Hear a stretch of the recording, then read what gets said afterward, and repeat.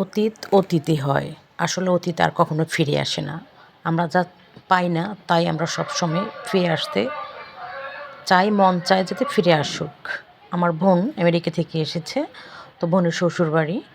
আমরা হয়তো তেমন আসি নাই, তারপরও শানবাঁধানো পুকুরঘাট, আসলে সমস্ত গ্রামগুলোই আমার একদম আপন মনে হয় যেন নিজের গ্রাম।